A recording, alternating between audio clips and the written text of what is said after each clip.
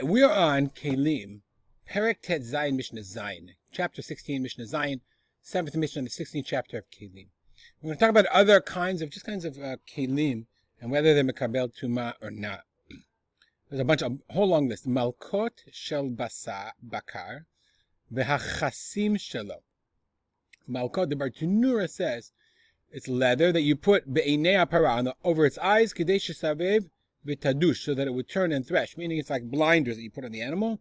Chasum, he says, it's like a trap, okay, of ropes. Shechosmim ba pi apara shelo tochal. It's like the muzzle of the animal. Let's see, let's see if he has a picture of it. A lot of pictures in this one, right? The muzzle and the eye blocker. The Kahati actually says something different. The Kahati says Malkot is not the eye blocker. He says it's a piece of leather they would use to catch dung, so that it wouldn't, when it's threshing, so that it wouldn't, defecate on the grain. A madaf shel dvorim. This is a madaf is a shelf that they would put. They would light these fires, the Bartunura says, and they would light a fire under the beehives so that when they wanted to collect they would smoke out the bees. So when they wanted to collect honey, they would smoke out the bees, take the honey, and come back. So they had to put the thing on some kind of leather shelf of some kind. Others say it's something else, different kind of shelf used connecting with bees. Minafa,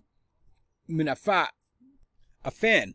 So all those are reilu tehorim. These are tehorim. These are just like shutei kelim. Okay, they're not mekabel tuma because they're just like they're not actually. They don't have a beit kibul for any these say this doesn't have a beit kibul. These don't. This badaf does not. The fan does not. They're not a beit kibul in any way. The Mishnah continues. Kisui shel kufsa tameh. The kufsa is a box. The Bartunura says it's a box that women put their jewelry in, and they would turn over the cover and put stuff in it. So it's tameh. Kisui kamtara, the covering of the kamtara, okay, it's a clothing. The Kahati says it's a box of clothing. Tahor. Kisui teva is like a larger receptacle. Kisui teni small basket. Let's look for a second. Okay. Kisui you see there's a whole machloket about the kamtara is. Teva is this big huge basket, or the teni is a smaller basket. And we're going to continue with a whole long list of things. Kisui teva, kisui teni. Hamachbesh shel charash. Really interesting. Machbesh shel charash. The Bartunura says it's some kind of contraption to straighten. If you had warped beams, you would use this straightening kind of thing. I'm not sure they do that anymore. Nowadays they would just sand it down or whatever. Hakeset shetachat teva. Keset is a piece of leather they would put under this big teva, this big armoire or big box or what have you, piece of furniture, because the ground would be wet, so you'd want to protect it from getting wet. V'hakimron shela. You see the kimron, okay? Is the like the kimron is the Kahati says it's a round covering on top of the teva. Let's see if Raposin. Here we go. Raposin has something. He says a keset and the kimron shela. I don't know, on teva, this big box. Oh, okay. Anglin shel sefer. Anglin is like a leather wrapping of a book. Some say like a sefer Torah or a scroll. Beit haneger. Neger is the thing that they stick right into the ground, like the post that they stick in the ground to lock the door. Or we see man'ul is also this metal that was removable. Beit man'ul. So whenever they would remove these metal things, they would put them in some kind of leather pouch. Beit mezuzah. Okay, the mezuzah covering. Also similarly, I'm not sure why they had one specifically for mezuzot. Unless you think about it as like our mezuzah, you don't stick the mezuzah on the wall, you put it in a pouch or you put it in some kind of covering. Tik nevalim, harps, tikinorot, or violin, or whatever, musical instrument coverings. Va'emum shel godlei mitznafot. Mitznefet is some kind of head covering.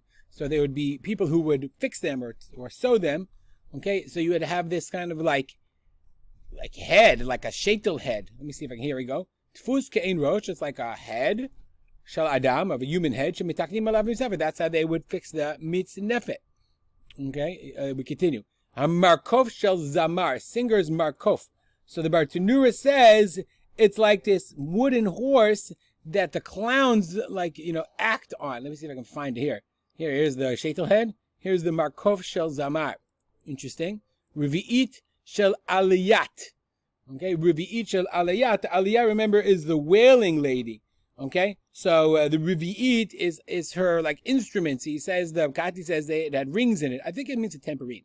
Ugnonita ani. Gnonita is so the Bartunura says it's the tarmil. It's like his covering. So you see Raposin, he had others. He said it's like he had some kind of umbrella. I don't know why the ani had an umbrella.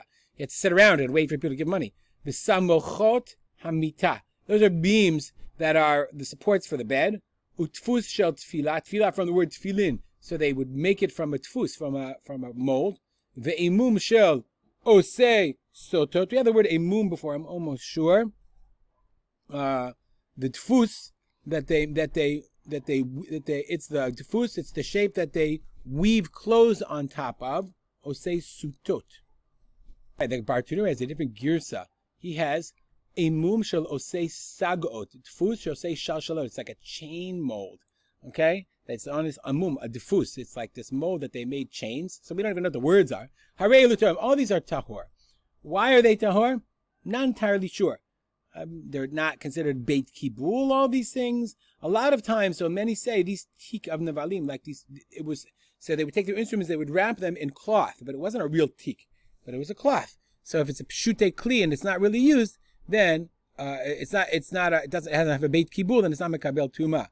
The Bartunur says all these things, if they had a beit kibul, okay, then it would be mekabel tuma. Klei kibul mitamin. That's what he says at the end. Now the Mishnah finishes. Ze'aklau. Am Rabbi Yossi. Rabbi Yossi says, Kol mishamshei mishamshav shel adam. So these are what's interesting. Mishamshei mishamshav shel adam. I use whatever it is. I use my musical instrument. That's a mishamshav shel adam. But the case of it. Okay, if it's a mishamshei mishamshav, the case is a mishamshei mishamshav. It's something that my kli needs.